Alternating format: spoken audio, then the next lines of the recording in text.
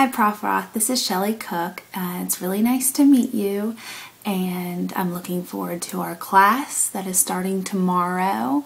I've really enjoyed so far doing the pre-class items. They have really helped me out with what I'm currently doing at Cassidy Elementary. I am working there full-time as a paraeducator, and I do a lot of RTI instruction in the mornings with kindergarten and first grade. So the readings have been very helpful so far, and actually saw the book, Sharon's book, in one of our classrooms in one of the teacher lounges today.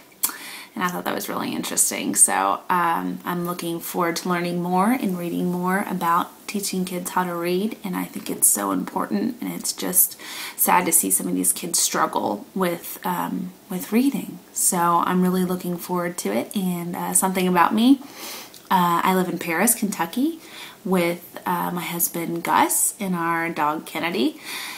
And he works on a horse farm in Paris, and like I said, I work at Cassidy Elementary in Lexington, so it keeps me pretty busy. Something else about me, I like to take walks and be outside and do all that fun stuff, and I really love working with children, and this job has been such a blessing for me. So I look forward to meeting you, and see you soon. Bye.